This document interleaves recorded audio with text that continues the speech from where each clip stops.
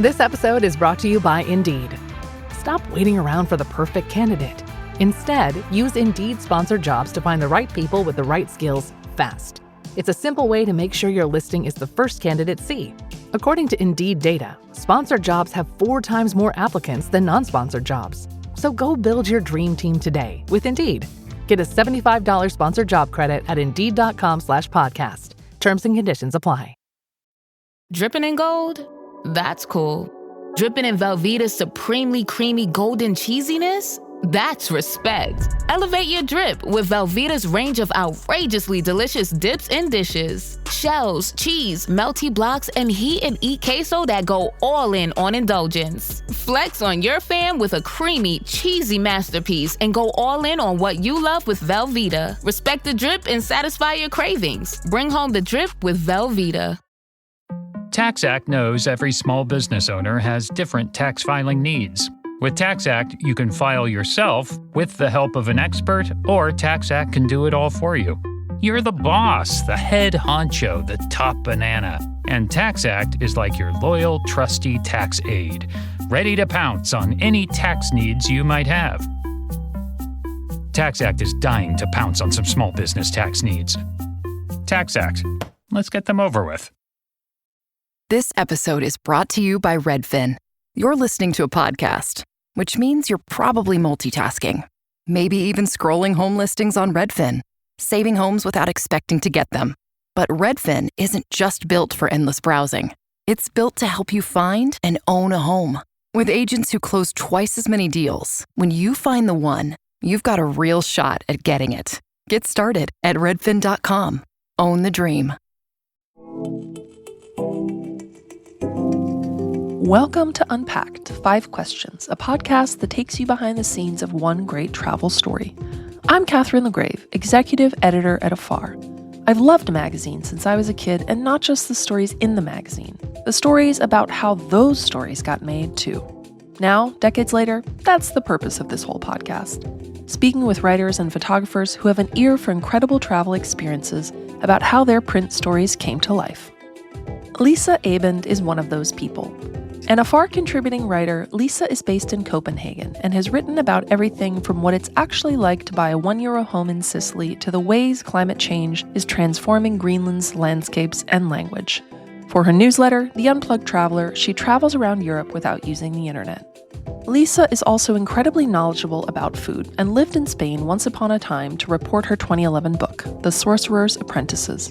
In it, she follows 35 chefs in the kitchen at El Bulli, at one point, one of the most famous restaurants in the world. For her latest Afar feature, Lisa returned to Spain to take an epic road trip around the northern half of the country. She visited 5 small towns where, over the past decade, Spanish chefs have opened ambitious restaurants. Restaurants that are now considered the best in the country and even the world. Tough assignment, right? I sat down with Lisa to learn more about what drew her to this story, why chefs are turning to tiny towns to open ambitious culinary projects, and yes, why you should take time to chat with gas station attendants in Spain.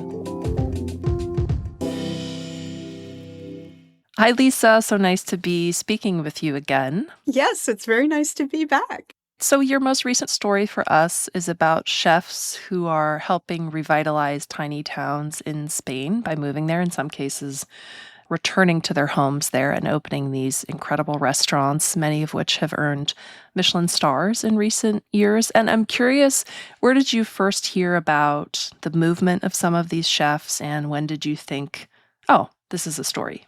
Well, I had actually, that year, which this was last year, I had been at a chef's conference in Madrid and was talking to the organizer, and he was telling me about some of these young chefs, and some of them were actually speaking at this event.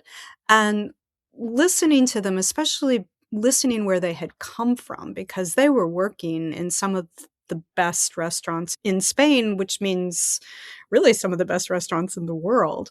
And yet when it came time for each of them to open their own place, they were going back to these tiny, tiny villages that I had never heard of, and I used to live in Spain. And when did you start to think, oh, this is a story idea? At that conference, I went up and introduced myself to two of them and just got a little bit of a hint of what it was like to have all of these ambitions and then have to confront the reality of the small town in which you are located, which probably doesn't have, let's say, elevated culinary context.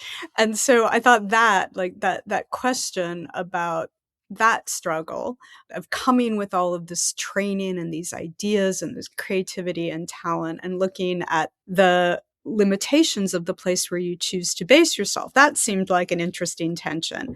But then I used to live in Spain, and I knew that the problem of depopulation, what they refer to there as La España vaciada, or the emptying Spain, was quite acute, and that you had huge swaths of the country that are basically being emptied, that they don't have enough children there to keep schools, they don't have enough of a population to maintain a clinic or even a single doctor.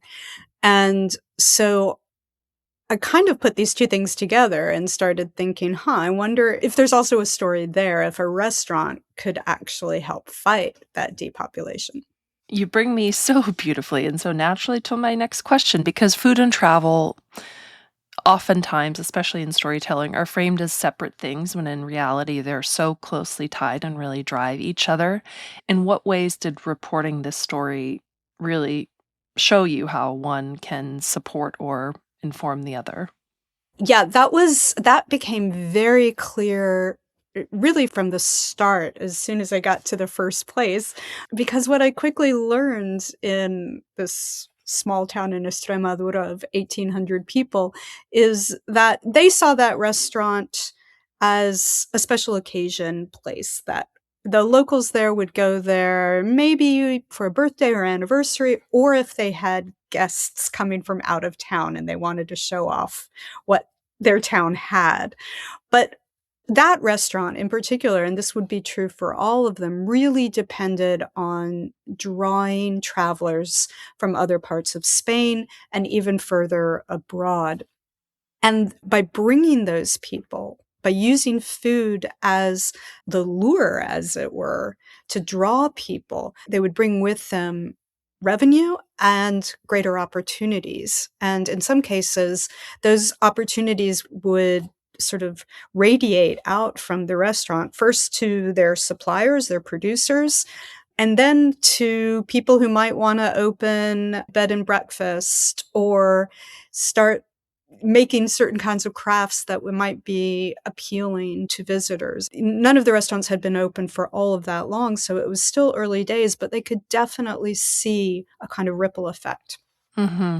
This was also something that really shocked me. I've been writing about Spanish cuisine for a long, long time, and one of the one of the key things that I know about Spanish food is that they eat a lot of seafood there, fish and shellfish.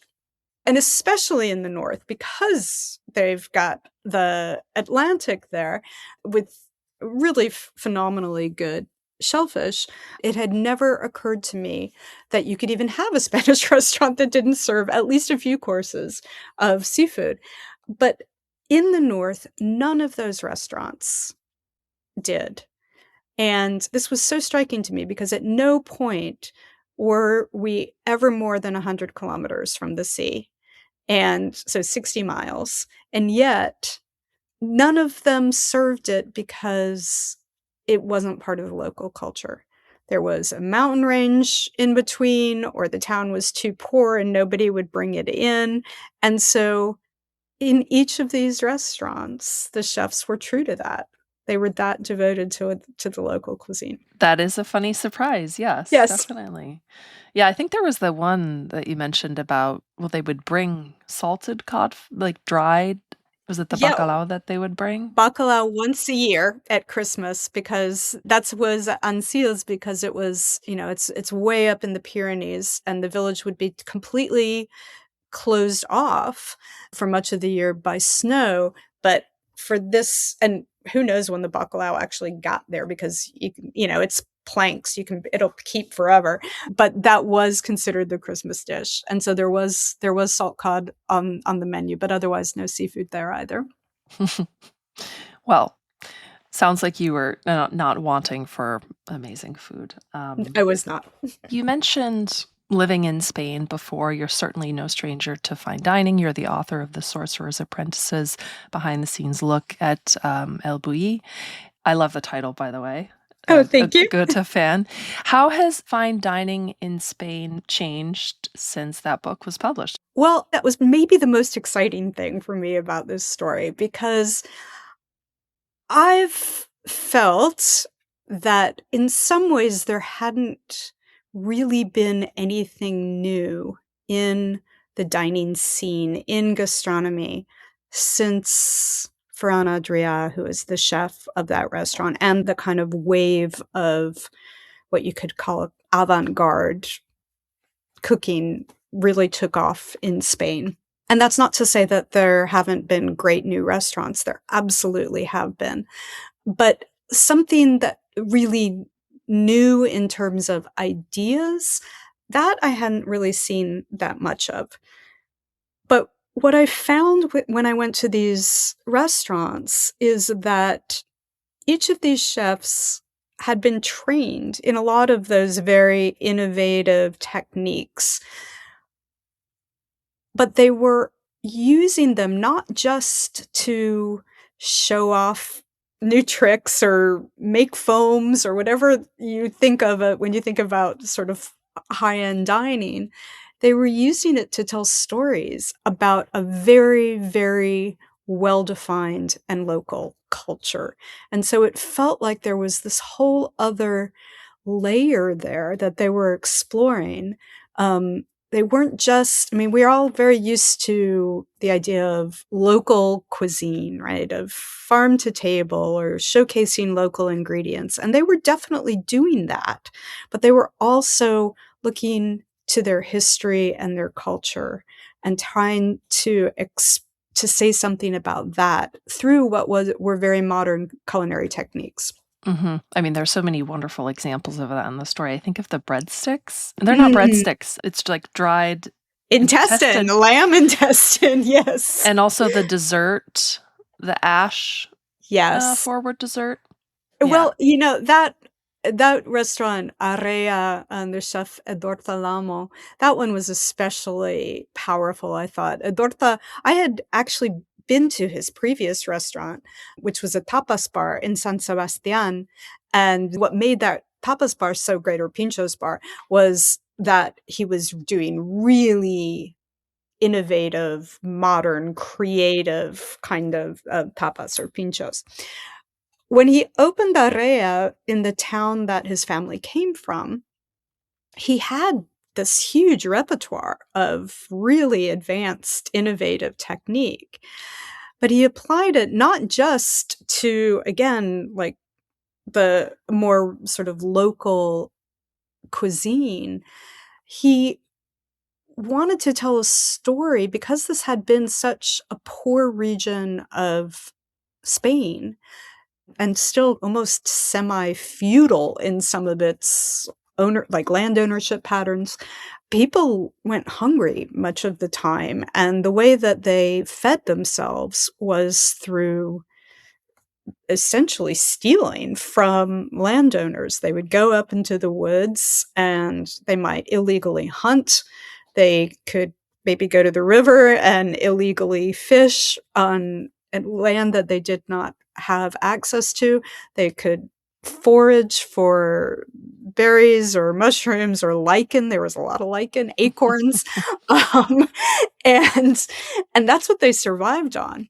And this was a cause of a lot of cultural shame because they were eating foods that they felt were not dignified, and they were doing it just to survive.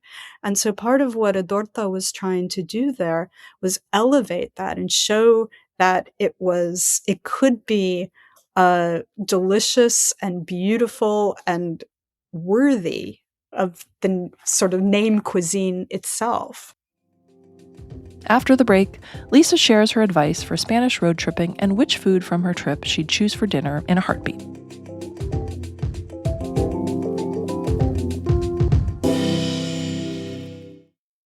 Every sip of Coca-Cola brings you closer to the excitement of the FIFA World Cup 26.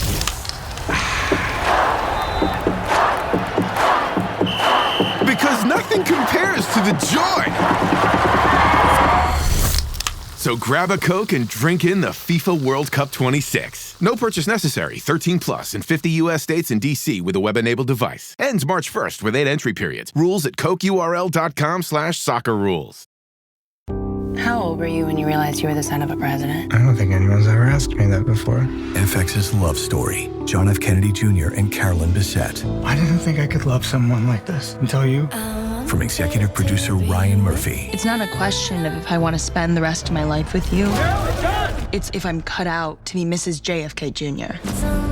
FX's Love Story. John F. Kennedy Jr. and Carolyn Bessette. Watch now on FX, Hulu, and Hulu on Disney Plus for bundle subscribers.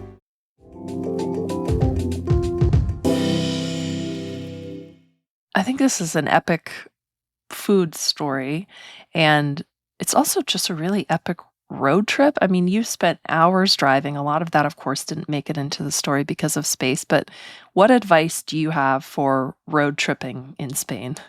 Well, give yourself a little more time than I had. I think that would be the first thing. I mean, one of the other things that I wanted to do with this story is to show just how diverse the different regions of Spain are. This drive was basically the top half of the country, and it was like a semicircle. But you'll notice, like, as soon as you cross from one region to another, it's not just that the landscape changes, although it definitely does. You go from really flat and dry to cold and misty and mountainous, but so much else changes too. The architecture changes, the kinds of festivals, celebrations. It happened to be San Fermin when I was there, so I got to drop in on the running of the bulls in Pamplona. Sometimes the language changes, and it's really distinctive. So especially, I think, for a first-time visitor to Spain, I would say give yourself time to really experience the difference there, the regional difference. In terms of other things, just, I don't know, talk to people. I had so many just wonderful exchanges. On that first day, after the first night in Extremadura. Extremadura is among the products that it's known for. I think this figures in the story are cherries, a valley there that's very famous for its cherries. So I bought a bunch of those and had and they wouldn't sell anything less than like a full kilo. So I had a lot of cherries in the car and stopped in a gas station. And the attendant was a woman who came out, and I just offered her some cherries, and she was really grateful. She really liked them. And so when I went in to pay, I gave her some more. And she was so grateful that she said, well, if you're going to give me a gift, I have to give you a gift too. And so she went in the back, and I was like, what is this going to be from a gas station? And like with a lot of formality, she came out and presented me with this plate that had been wrapped. And I was like, I didn't know what it was going to be. I was imagining some like local craft or, something that somebody's grandmother had passed on, and got back in the car, opened it, and it had a bunch of Disney characters on it. And clearly the gas station had done some promotion like 30 years ago, and they just had it lying around. So that was the reciprocity. That was an extreme example. But people, they were just so friendly and so excited to share some aspect of their culture, Disneyfied or not. That was also a really special part of the trip. That's a great story. And you got a plate to just put your cherries on. That's helpful. Exactly. That's very helpful. I was thinking about our work together and remembering then a story we did a few years ago about €1 homes in Sicily. And I feel like there's something similar here in this case, where the tiny towns are being supported in many ways by these chefs and the surrounding industries, and not by homebuyers, of course. But what enchants you about these really small towns? I think what I'm moved by is it's like a lens onto community, onto places where residents not don't just know each other, but depend on each other in a way that I think gets lost in bigger cities.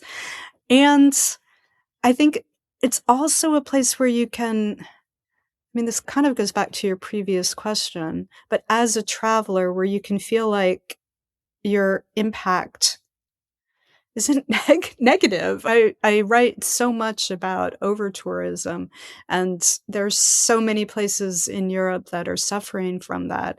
But then the parts in Europe that tend to really benefit from travelers coming through are those rural ones where people that, where it's quieter.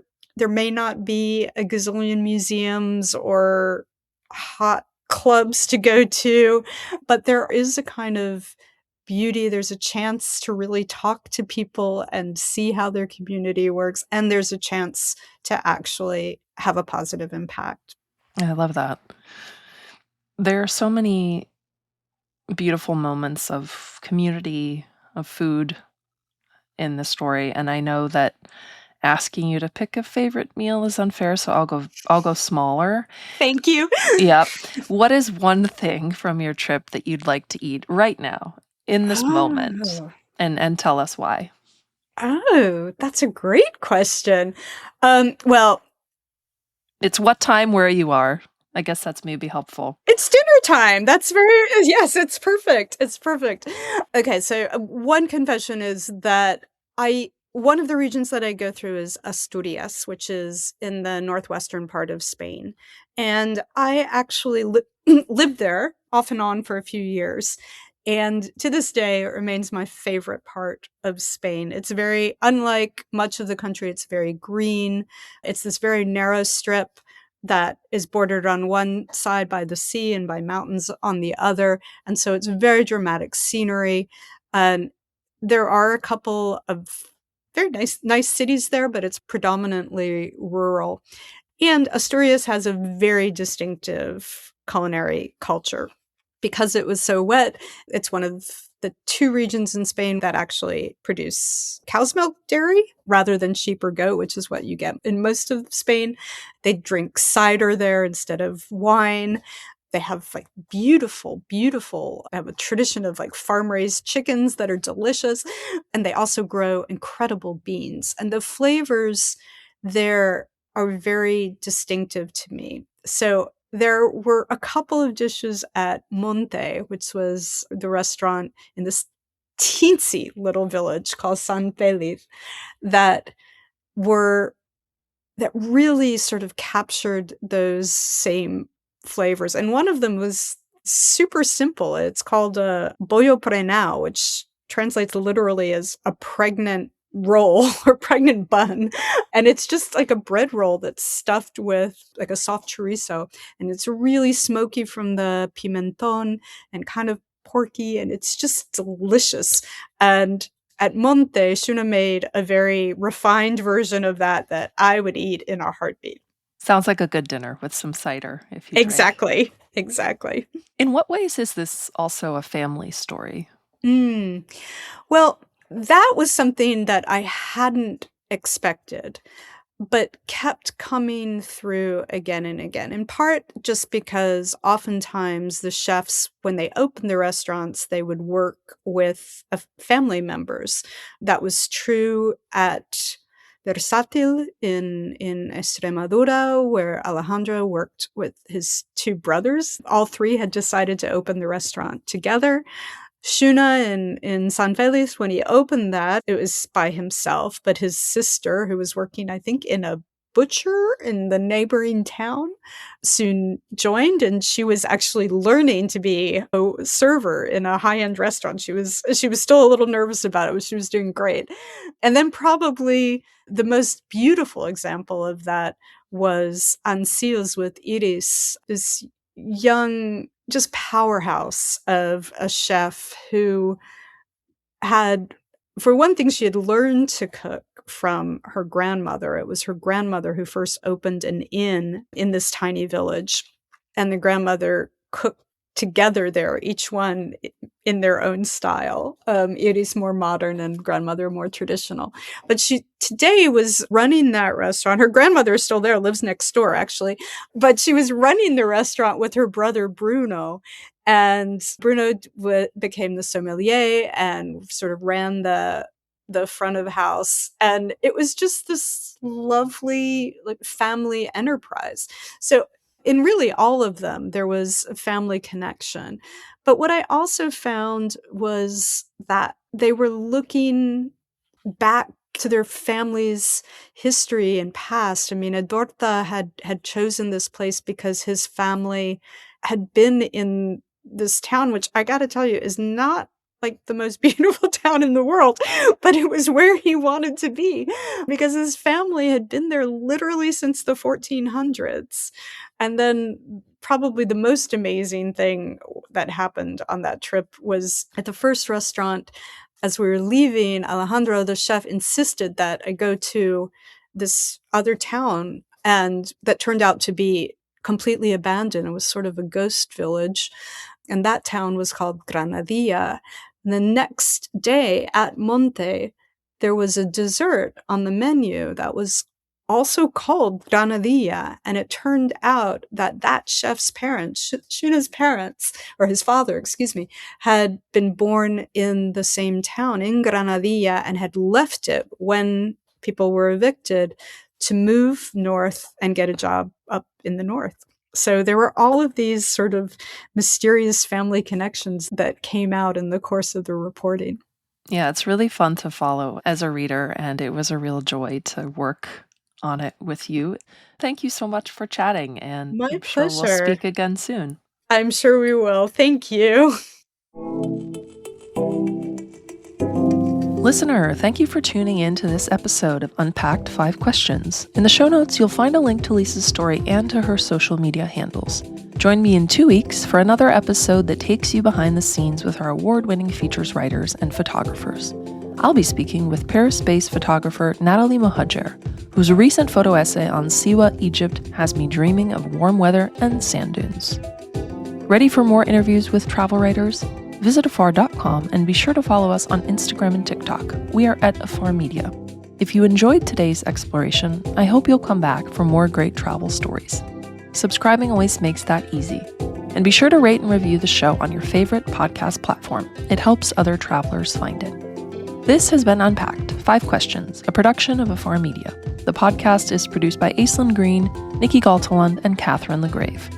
This podcast is part of the Airwave Media Podcast Network. Visit airwavemedia.com to listen and subscribe to their other fine shows like Culture Kids and the Explorers Podcast.